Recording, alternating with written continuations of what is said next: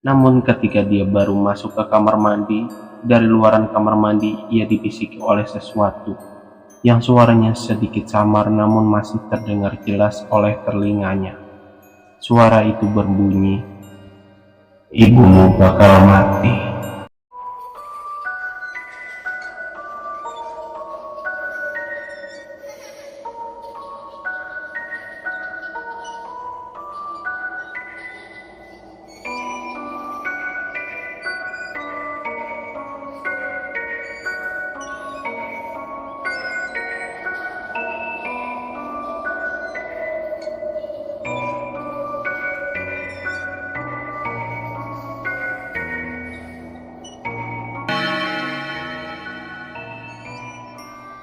Romo yang mendengar itu langsung merasakan kekhawatiran. Terlebih lagi suara itu seperti ancaman yang begitu mengerikan. Karena kejadian itu, Romo pun membatalkan niatnya untuk berwudu dan memilih untuk kembali ke kamar ibunya. Namun, tepat saat Romo ingin masuk ke dalam kamar, Pak Suryo datang sambil membawa sebuah tas hitam yang kemungkinan berisi uang hasil penjualan tanahnya. Alhasil, Romo pun menyambut bapaknya yang baru datang dan menanyakan apa isi dari tas hitam tersebut. Sesuai dugaan Romo, tas itu berisi uang hasil penjualan tanahnya. Romo masih heran, bagaimana mungkin ada seorang pengusaha yang mau membeli tanah kedua orang tuanya, sedangkan tanah yang dimiliki oleh kedua orang tuanya sendiri sangatlah luas. Akhirnya, dengan terpaksa Romo pun bertanya mengenai siapa pengusaha yang membeli seluruh tanahnya. Pak Suryo pun menjawab, orang itu adalah Pak Cokro. Pak Cokro merupakan sesama pengusaha kain di daerah Pekalongan. Dahulunya Pak Suryo dan Pak Cokro merupakan partner bisnis. Namun karena adanya perselisihan, akhirnya Pak Suryo memilih untuk membangun usahanya sendiri bersama dengan istrinya yaitu Bu Marsina. Sebenarnya Pak Suryo sedikit berat untuk menjual seluruh tanahnya kepada Pak Cokro. Hal ini didasarkan dengan sifat dari Pak Cokro yang seringkali merendahkan orang lain dan juga seringkali iri terhadap kemajuan yang dimiliki oleh Pak Suryo. Selain Pak Suryo menceritakan tentang Pak Cokro, ia juga sempat bercerita tentang jamuan di sana.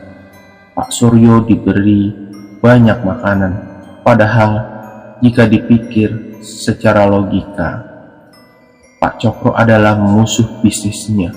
Tapi mengapa Pak Cokro sangat loyal terhadap Pak Suryo? Hari itu, Pak Suryo benar-benar kelelahan. Romo juga memilih untuk beristirahat di ruang tamu, karena mungkin untuk berjaga-jaga saja apabila ada serangan-serangan aneh datang lagi. Saat tertidur, Romo bermimpi bahwa kedua kakaknya datang secara bergantian. Yang pertama adalah Atmojo. Ia datang kepada Romo, namun dengan wajah telah melepuh, seperti terkena siraman air panas. Berbeda dengan Karyo, ia datang menghampiri Romo dengan tubuh yang sangat kurus, sambil menggaruk-garuk tubuhnya yang dipenuhi koreng. Romo yang dimimpikan hal itu langsung terbangun. Ia benar-benar ketakutan. Ia membayangkan jika santet ini benar-benar menyerang seluruh keluarganya. Ketika Romo melihat jam dinding, ternyata sudah jam 9 malam. Ia merasa tidur kali ini terasa sangat-sangat cepat, walaupun dirinya sudah tertidur lumayan lama. Romo pun mencoba mengecek kamar ibunya. Ia masih penasaran apakah ibunya telah terbangun. Romo pun mengetuk kamar kedua orang tuanya. "Pak, ini Romo," ucap Romo. Namun sedari tadi Romo mengetuk pintu, tak ada jawaban sama sekali dari dalam kamar kedua orang tuanya. Romo pun kembali menuju tempat semula. Namun ketika dirinya kembali duduk, ia terkejut akan lemparan benda padat yang mengarah tepat di depan pintu rumahnya. Karena penasaran, Romo pun membuka pintu. Setelah ia membuka pintu, Romo mencium bau busuk bangkai tikus, sama halnya seperti bangkai tikus yang ia temui di kamar mandi. Dan entah mengapa, pandangan Romo mengarah kepada sebuah benda yang sama seperti saat ia temui di kamar mandinya. Benda itu adalah sebuah kain putih yang diikat dengan bercak darah yang berada di kain tersebut. Romo pun langsung membuka kain itu. Namun di saat Romo membuka kain itu, ia langsung berteriak kencang karena terkejut melihat isi dari kain itu. Ternyata kain itu berisi bangkai tikus yang sama lengkap dengan 3 paku karat. Romo pun langsung melempar kain itu ke arah halaman depan rumahnya. Di saat Romo melempar kain itu, ia melihat seorang pria misterius sedang berdiri di seberang jalan dengan beberapa sosok pocong yang sudah ada di belakang pria tersebut. "Siapa kamu?" teriak Romo. Dengan nada ketakutan, Romo secara diam-diam bergerak mundur untuk memasuki rumahnya. Ia tahu jika pria tersebut adalah orang yang mengirimkan santet kepadanya. Anehnya, saat Romo sudah berada di pintu rumah, pria misterius itu tidaklah menyerang Romo. Dengan begitu, Romo pun bisa masuk ke dalam kamarnya dengan tenang. Ia kemudian menutup pintu dan mengunci rapat-rapat. Belum cukup sampai di situ, tubuh Romo bergetar hebat. Ia masih teringat sosok pocong yang berada di belakang pria tersebut. Namun, kali ini ia merasakan kehadiran pocong sudah berada di dekatnya. Akhirnya, ia pun memutuskan untuk menatap kembali ke arah jendela pintu rumahnya. Setelah ia ke arah jendela, Romo melihat ada beberapa bayangan hitam yang sedang berdiri di depan pintu rumahnya sambil membunyikan suara-suara aneh seperti tikus. Romo sangat yakin yang berdiri di depan rumahnya adalah pocong-pocong yang mengikuti pria misterius itu. Romo akhirnya berteriak, "Kalian mau apa? Kalian kenapa ganggu keluargaku? Keluargaku salah apa?" teriak Romo. Teriakan Romo ini membuat bapaknya, yaitu Pak Suryo, terbangun. Ia kemudian membuka pintu kamarnya dan melihat Romo sedang terduduk di lantai sambil menangis-nangis sembari menundukkan wajahnya ke bawah. "Kamu kenapa, Nak?" tanya Pak Suryo. Romo kemudian menunjukkan jari telunjuknya ke arah jendela rumah. "Ada apa?" tanya Pak Suryo. Romo pun mengangkat wajahnya dan melihat ke arah jendela. "Loh, Pak, mereka mana?" tanya Romo. "Mereka siapa?" "Mereka yang menyerang ibu, pria misterius dan pocong-pocongnya itu." "Mereka mana, Pak?" tanya Romo. Pak Suryo segera menenangkan Romo dan menyuruhnya untuk membaca istighfar. "Kamu pasti mimpi buruk," ucap Pak Suryo. Romo kemudian menjelaskan cerita awal bagaimana ia bisa melihat pocong itu sudah ada di depan pintu rumah. Setelah Pak Suryo mendengar cerita Romo, ia kemudian teringat akan seorang yang berada di rumah Pak Cokro. Orang itu bernama Darmain. Ia merupakan seorang perantau yang bekerja bersama Pak Cokro yang berasal dari daerah Banyuwangi. Pak Suryo juga agak terkejut ketika Romo menceritakan tentang paku karat.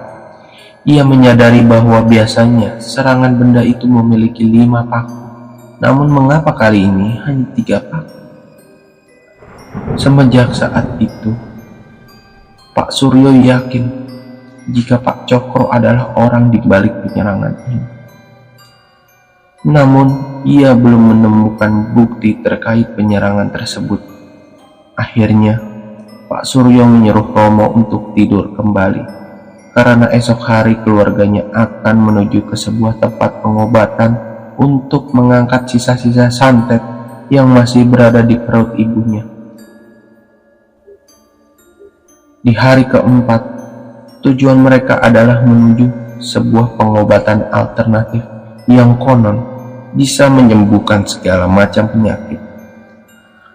Akhirnya, mereka berempat, yaitu Pak Suryo, Bu Marsina, Mbah Cungkir, dan Romo, berangkat menuju ke daerah utara Pekalongan. Di sana, mereka menuju sebuah tempat di mana ada seorang yang terkenal dalam menangani segala macam penyakit, terlebih lagi dalam masalah santet. Alasan mengapa mereka membawa ke Magelang dahulu, lalu menuju ke Pekalongan Utara adalah karena di Magelang sendiri, Mbah Cungkir yakin bahwa Ki Alung dapat menyembuhkan Ibu Marsina. Namun faktanya itu tidak sesuai harapan. Alhasil, mereka pun menuju ke Pekalongan Utara. Sesampainya di tempat yang dituju, Mbah Cungkir bertemu dengan seorang yang dimaksud. Ia kemudian menjelaskan maksud kedatangannya, namun hal yang serupa pun terjadi. Orang itu tidak bisa menyembuhkan perut Ibu Marsina, beserta sisa-sisa santet yang masih ada di dalam perutnya. Pengobatan kedua untuk Bu Marsina pun gagal. Mereka kembali lagi ke rumah dengan perasaan kecewa. Sesampainya di rumah, Bu Marsina dibawa ke dalam kamar lagi. Pak Suryo merasa bahwa segala usahanya telah sia-sia tak berujung. Namun, Mbah Cungkir tidak hilang harapan. Ia kembali merekomendasikan ke sebuah tempat lagi, akan tetapi Pak Suryo menolaknya. Pak Suryo rasa bahwa tak ada lagi yang bisa ia lakukan selain menunggu keajaiban yang terjadi pada Bu Marsina. Karena penolakannya tersebut, akhirnya Mbah Cungkir kembali lagi ke rumahnya. Pak Suryo sudah diambang rasa putus asa melihat kondisi istrinya yang tidak membaik. Perut Bu Marsina mulai sedikit membengkak kembali. Wajahnya makin pucat dan tubuhnya semakin kurus. Ia seperti melihat nyawa Bu Marsina sedang ditarik ulur. Tepat di jam 4 sore, Bu Marsina mengalami kejang-kejang. Pak Suryo dan Romo segera membawa Bu Marsina ke sebuah rumah sakit. Namun sayangnya, Bu Marsina tidak bisa ditolong.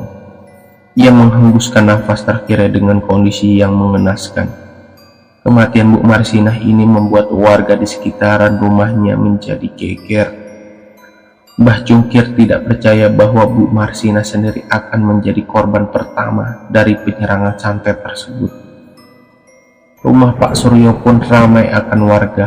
Banyak warga yang bertaziah di rumah Pak Suryo, dan salah satunya adalah Pak Cokro bersama dengan Darmai.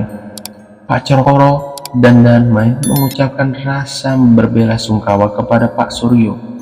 Salah satu anak warga yang ikut dalam taziah itu tiba-tiba menangis saat ia melihat sesuatu di belakang tubuh Darmai. Anak kecil itu menjerit. Ketakutan hingga membuat suasana haru di rumah Pak Suryo menjadi kacau. Ia berteriak, "Bu, ono belis, Bu, ada setan, ada setan." Teriak anak kecil itu sambil menunjuk jari telunjuknya ke arah tubuh Darmai. Ibu dari anak itu langsung membawa anaknya keluar dari rumah Pak Suryo. Romo yang melihat anak kecil menjerit ketakutan itu semakin yakin jika Darmai adalah pria misterius yang mendatangi rumahnya pada malam itu. Sebelum pemakaman dilakukan, Pak Suryo masih menunggu seseorang. Ia masih menunggu anak-anaknya yang masih berada di perantauan, yaitu Atmojo dan juga Karyo. Dan benar saja, Atmojo dan Karyo pulang ke rumah. Keduanya lalu menangis dan tidak percaya bahwa ibunya telah lebih dulu meninggal dunia. Hari itu adalah hari paling menyakitkan bagi keluarga Pak Suryo serta anak-anaknya. Ia bukan saja tidak bisa menerima takdir yang telah ditetapkan, namun cara kematian ibunya yang tidak wajar membuat mereka merasakan kesedihan yang mendalam. Setelah pemakaman Bu Marsina telah usai, mereka kembali ke rumah. Pak Suryo ingat akan perkataan Mbah Cungkir, kelak anak-anaknya akan datang ke rumah. Dan memang benar, tepat di saat Bu Marsinah meninggal dunia, Atmojo dan juga Karyo pulang ke rumah. Akhirnya Pak Suryo pun menanyakan kepada Atmojo dan Karyo mengenai bisnisnya di perantauan. Yang pertama adalah Atmojo. Atmojo mengatakan bahwa bisnisnya yang berada di Jakarta sudah ambang kehancuran. Ia tak tahu harus bagaimana karena sudah beberapa hari omset pendapatannya sangat menurun. Ia juga sempat menjelaskan kalau beberapa karyawannya banyak yang resign karena sering diganggu oleh sosok pocong yang berada di tempat kerjanya. Sama halnya dengan Karyo, ia juga mengalami hal yang serupa, namun lebih parah. Toko Karyo mengalami musibah kemalingan dan menyebabkan kerugian besar, hingga membuat seluruh karyawan yang menuntut pesangon mereka masing-masing. Pak Suryo yang mendengar itu tak kuasa meneteskan air mata. Ia tak tahu ujian apalagi yang dirasakan hari-hari ini. Mbah Cungkir menyarankan agar Pak Suryo segera pindah rumah karena kemungkinan besar gangguan-gangguan seperti itu akan kembali datang. Namun, bukannya memikirkan bagaimana cara bisa selamat, justru Pak Suryo memikirkan bagaimana ia bisa mengambil kembali tanahnya yang telah ia jual kepada Pak Cokro. Menurut Pak Suryo, Pak Cokro sengaja melakukan ini agar ia bisa merenggut seluruh harta miliknya serta kebahagiaan yang sedang ia rasakan. Malam harinya, tepat pukul 10 malam, Atmojo terbangun. Ia terbangun seperti orang mengigau dan berjalan menuju ke arah dapur. Atmojo lalu mengambil air dan memasukkannya ke dalam panci besar. Atmojo kemudian menyalakan kompor dan memasak air tersebut hingga mendidih. Romo yang saat itu tidur di sebelah Atmojo tiba-tiba terbangun karena ia mendengar sesuatu dari dapur. Ia juga sempat terkejut manakala Atmojo sudah tidak berada di sebelahnya. Akhirnya Romo pun mengecek ke arah dapur. Sesampainya di dapur, Romo melihat kakaknya yaitu Atmojo sedang berdiri di depan panci berisi air yang sudah mendidih. Romo mengira kalau kakaknya ingin mandi dengan menggunakan air tersebut. Namun, sesuatu yang tidak terduga terjadi dengan cepat. Atmojo mengambil panci besar berisi air panas dan membalikkan tubuhnya ke arah Romo sambil mengatakan, "Lihatlah, kalian akan mati semua." "Mas, kamu kenapa, Mas?" Teriakan Romo ini membuat Pak Suryo dan juga Karyo terbangun. Mereka berdua buru-buru menuju ke arah dapur dan melihat sesuatu yang mengerikan di depannya. Atmojo pun langsung menyiram air mendidih itu ke seluruh tubuhnya hingga membuat kulit-kulitnya melepuh dan dia meninggal dunia saat itu juga. Malam itu rumah Pak Suryo kembali ramai dengan warga. Belum juga kering tanah kuburan Bu Marsina, kini Atmojo menyusul ibunya yang baru saja meninggal dunia. Kematian Atmojo ini membuat para warga ketakutan. Pasalnya, dalam satu hari berturut-turut, 2 orang anggota keluarga Pak Suryo meninggal dengan cara yang mengenaskan. Mbah Cungkir datang ke rumah Pak Suryo. Ia lalu meminta kepada Pak Suryo untuk menjelaskan apa yang terjadi sebenarnya. Pak Suryo menceritakan kematian Bu Marsinah dan Atmojo ada hubungannya dengan kiriman kain berisi bangkai tikus dan juga paku karat yang ditemukan Romo di malam ketiga. Anehnya, paku yang berada di kain tersebut hanya berjumlah 3 saja. Berbeda di saat hari-hari sebelumnya. Biasanya paku itu berisi 5. Mbah Cungkir pun menjelaskan bahwa 3 paku karat itu berarti Karyo, Romo, dan juga Pak Suryo. Artinya 2 paku yang hilang adalah Bu Marsinah dan juga Atmojo, yang telah dulu lebih meninggal dunia. Kematian Atmojo dan Bu Marsinah masih menyisakan luka yang mendalam bagi keluarga Pak Suryo.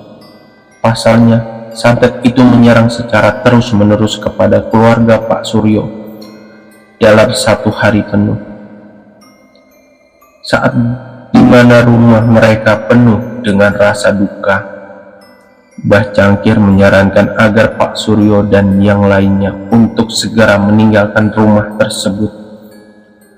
Hal ini dikarenakan bahwa santet itu masih berada dalam sekitaran rumah, yang artinya seluruh ruangan yang berada di rumah Pak Suryo telah dipenuhi oleh santet tersebut. Terlebih lagi dengan kondisi rumah yang sudah menjadi target, maka bisa dipastikan serangan-serangan berikut akan terjadi. Sudah hari kelima semenjak penyerangan santet berlangsung. Kini keluarga Pak Suryo hanya tersisa 3 anggota keluarga saja, yaitu Pak Suryo, Karyo, dan Romo. 3-nya masih mendiami rumah dan bingung apa yang harus dilakukannya. Pilihannya ada 2, menjual rumah yang sudah penuh dengan santet itu atau kabur dari rumah tersebut. Berbagai pilihan pun ditentukan kepada Pak Karyo dan juga Romo. Karyo sendiri,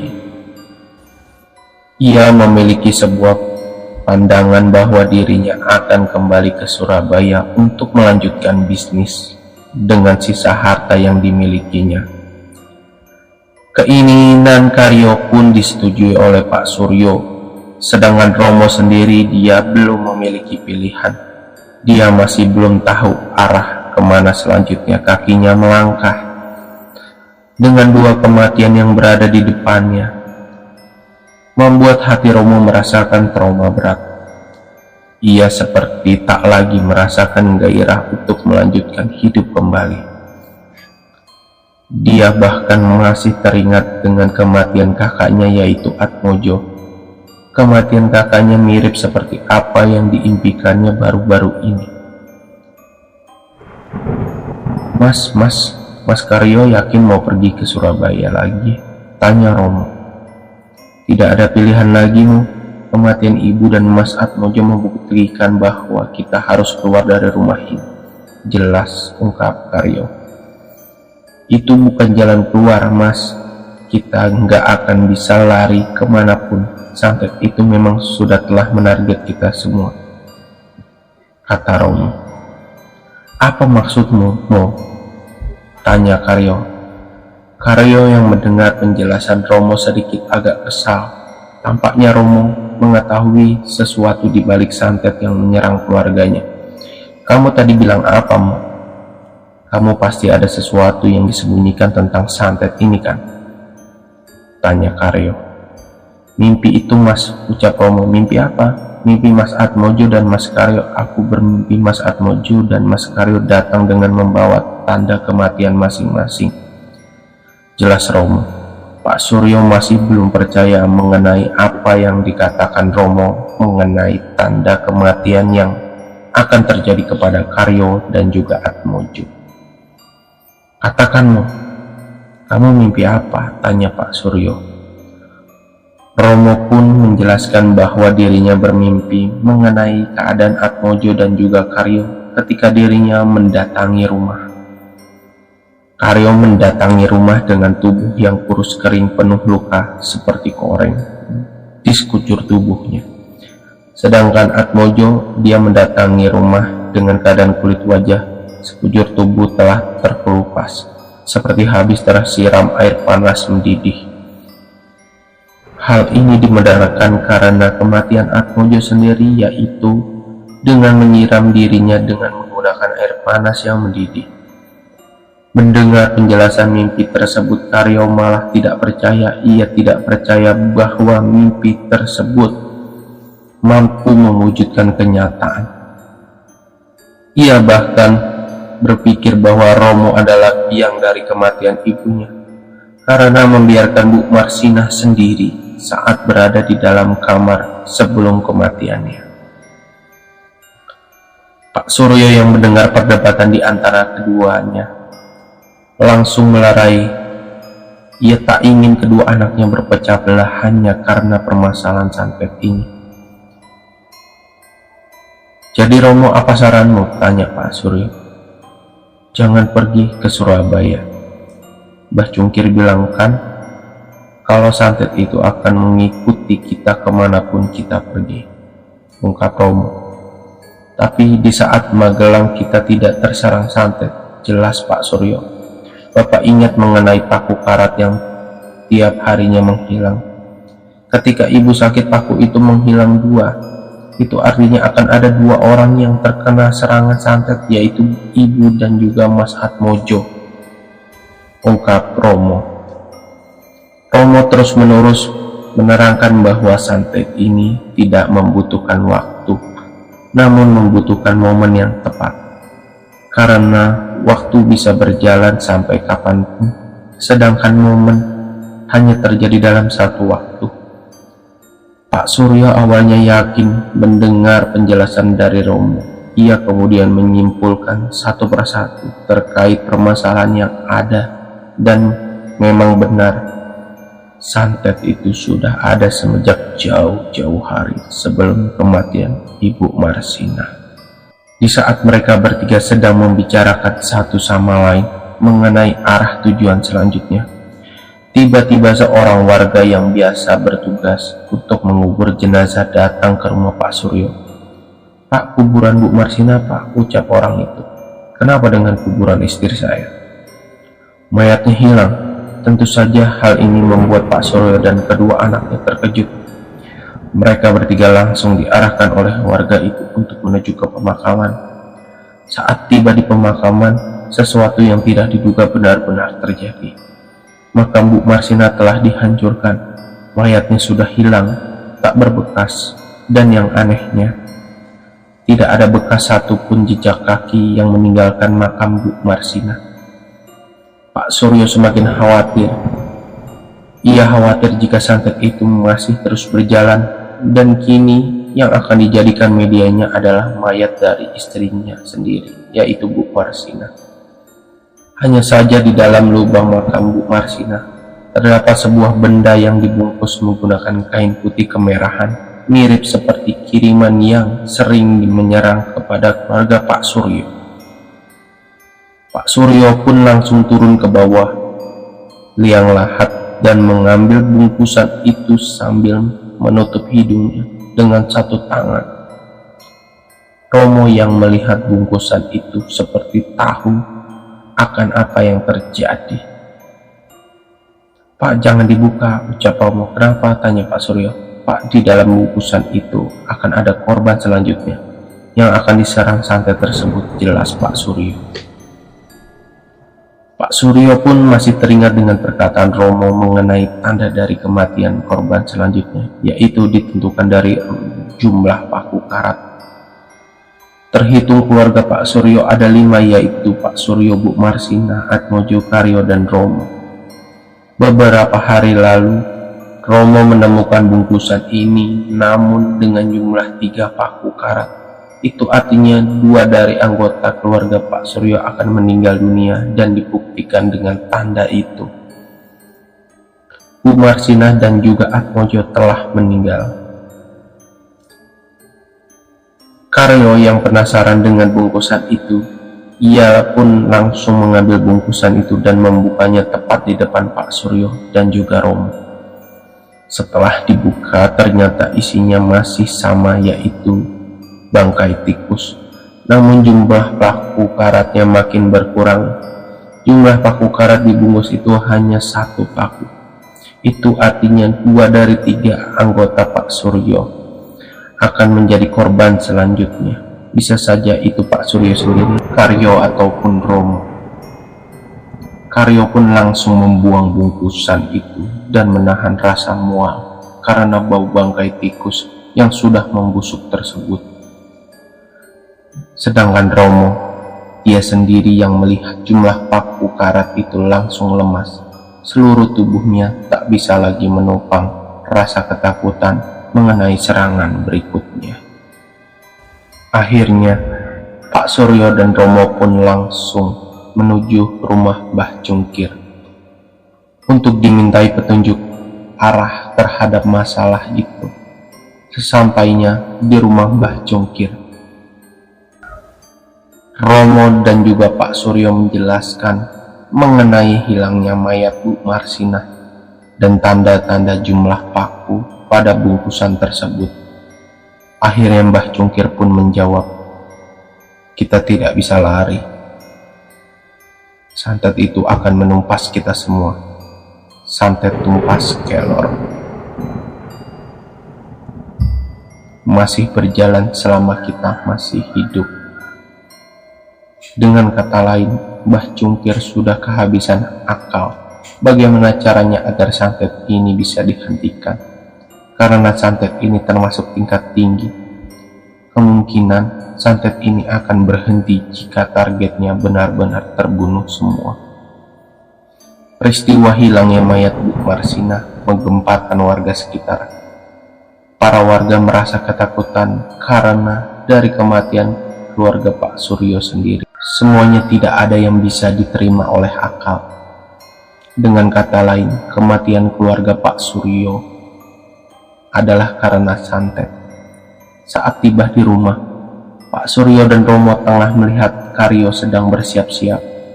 Karyo berencana untuk meninggalkan Pekalongan dan akan kembali menuju Surabaya. Dia akan kembali meniti karir dengan sisa-sisa harta yang dimilikinya, serta bantuan dari Pak Suryo. Keinginan Karyo untuk meninggalkan Pekalongan pun sempat dilarang oleh Romo. Pasalnya Romo belum bisa menemukan jalan keluar dalam menghadapi santet ini. Namun Karyo tidak peduli dengan apa yang dikatakan oleh Romo kepadanya. Karyo tetap bersikukuh untuk meninggalkan Pekalongan demi menghidupi dirinya dan juga bisa kabur dari serangan santet itu.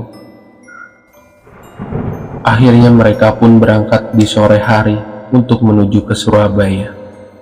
Namun sebelum berangkat, Pak Suryo memeriksa seluruh bagian mobil agar perjalanan nanti menuju ke Surabaya dalam keadaan aman dan baik-baik saja. Tidak lupa pula ia berpamitan kepada Mbah Cungkir untuk mengantarkan Karyo hingga ke Surabaya. Saat Pak Suryo berpamitan kepada Mbah Cungkir hanya terdiam. Ia menepuk pundak Pak Suryo sambil mengatakan, "Ingat, santet itu bisa menyerang siapa saja, kapan saja, dan di mana saja, kecuali kepada orang yang terjaga berzikir. Saat itu tidak bisa menyerang mereka," ungkap Mbah Cungkir. Pak Suryo hanya tersenyum dan kembali berpamitan untuk kedua kalinya. Mbah Cungkir mulai merasakan gelagat aneh dari Pak Suryo. Gelagatnya seperti menandakan perpisahan terakhir terhadap diri Pak Suryo. Sesampainya di rumah lagi, Pak Suryo segera menjalankan mesin mobilnya. Dia kembali mengecek satu persatu keadaan mobil untuk kedua kalinya. Pak Suryo melakukan itu agar perjalanan menuju Surabaya menjadi aman. Karena dirasa seluruh bagian mobil telah aman, akhirnya mereka pun berangkat menuju ke Surabaya. Pak Suryo menyetir mobil, Karyo juga menempati kursi bagian depan. Sedangkan Romo, ia berada di kursi bagian belakang.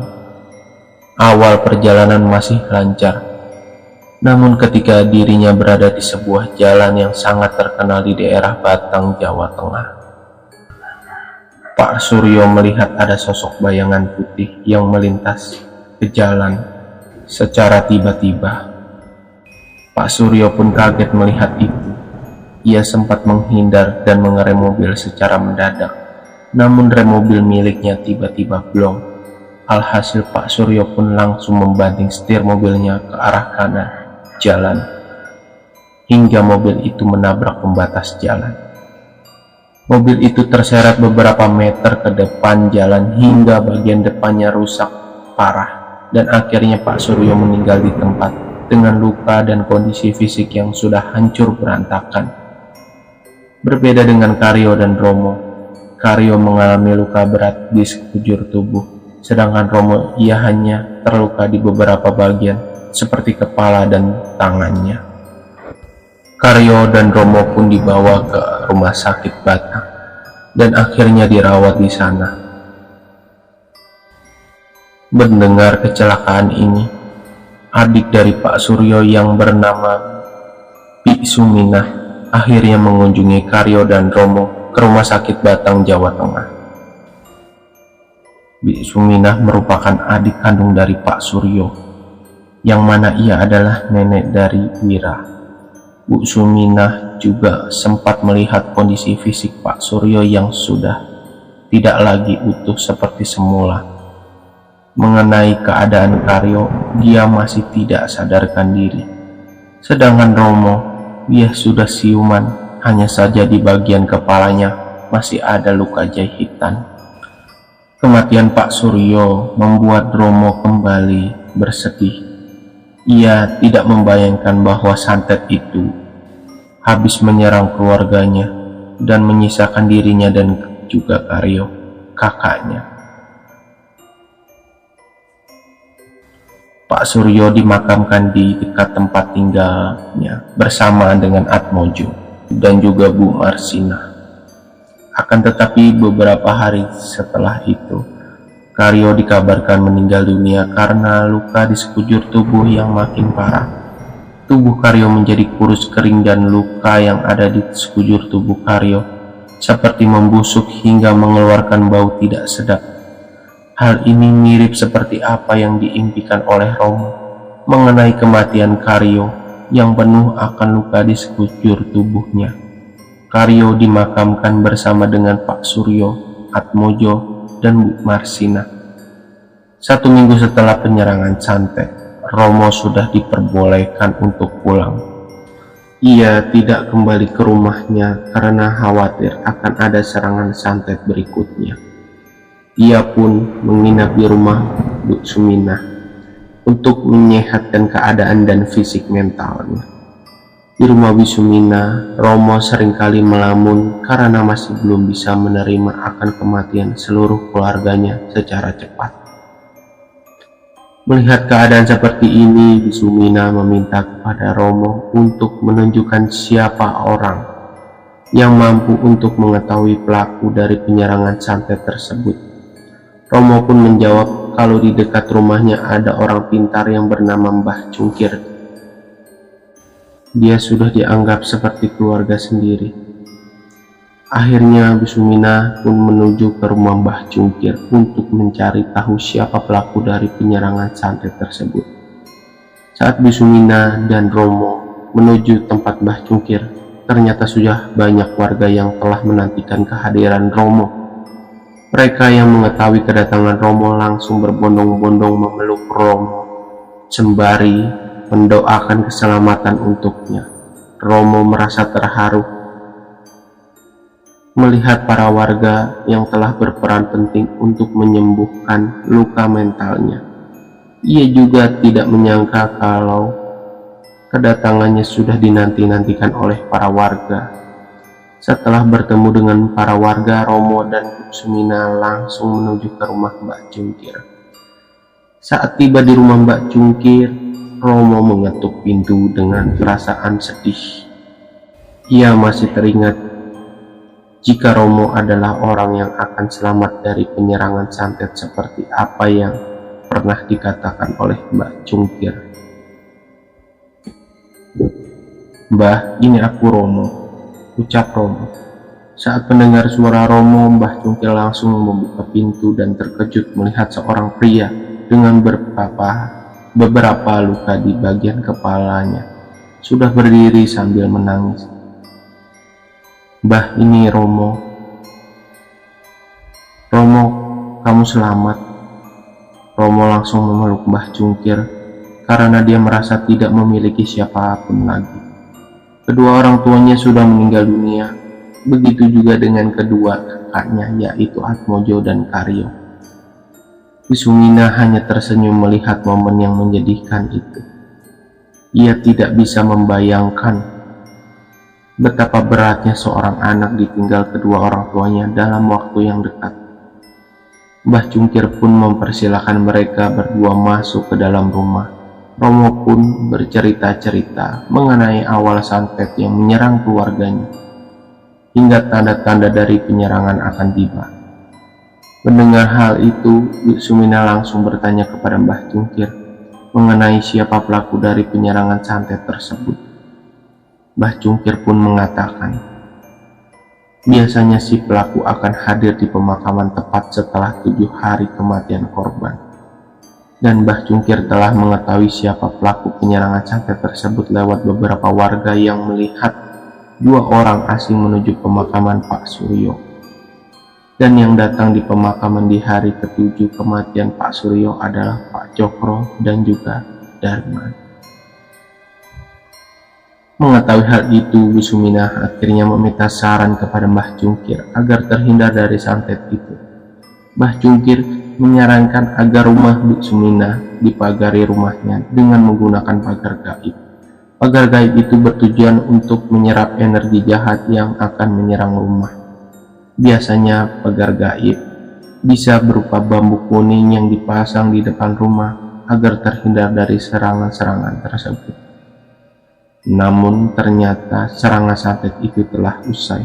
Ada beberapa kejadian aneh yang terjadi. Setelah Romo menceritakan mengenai serangan santet itu yang menyerang keluarganya, yang disebut dengan nama santet tumpes kelor. Kejadian aneh yang pertama, Romo dikabarkan kehilangan kendali fungsi otaknya dan akhirnya menjadi gila tepat setelah menceritakan kisah santetnya. Sedangkan Mbah Cungkir, kabarnya ia juga menjadi gila setelah memberitahu bahwa Pak Cokro dan Daiman adalah pelakunya. Mengenai Pak Cokro dan Pak Daiman sendiri, sampai sekarang tidak diketahui kabarnya. Ada isu yang mengatakan mereka terkena tulah setelah seringkali mengambil mayat di kuburan untuk dijadikan media santet. Keterangan mengenai Pak Cokro dan Daiman Romo, Mbah Cungkir dan Wisumina. 1. Pak Cokro meninggal dunia di tahun 1990. 10 tahun santet itu berlangsung, sedangkan Daiman, orang yang melakukan santet tersebut, dikabarkan hilang setelah kematian Pak Cokro. 2. Mengenai Mbah Cungkir, pada tahun 2005 ia meninggal dunia karena sakit. Sedangkan Wisumina, orang yang merawat Romo, ia meninggal dunia di tahun 2015. Bu Sumina sendiri merupakan nenek kandung dari penulis, yaitu Wira. 4. Lain hal dengan Romo. Ia sampai sekarang masih hidup namun dalam keadaan gila. Dan sepuh, teruntuk lokasi tempatnya tidak diberitahu karena untuk menjaga privasi keluarga. Yang terakhir, kisah ini adalah kisah nyata dari keluarga Restu Wiratmaja, yang merupakan kisah santet paling kelam yang pernah ditulisnya. Ya, terima kasih guys, sekian dari cerita ini. Terima kasih Mas Restu Wiratmaja yang sudah membagikan cerita keluarganya. Oke, Kita akan ketemu di video-video selanjutnya. Terima kasih semuanya. Jangan lupa like, share, dan subscribe. Jujur gue sangat-sangat speechless dengar cerita ini. Oke, mungkin gitu aja. Kita ketemu di video selanjutnya. Bye-bye.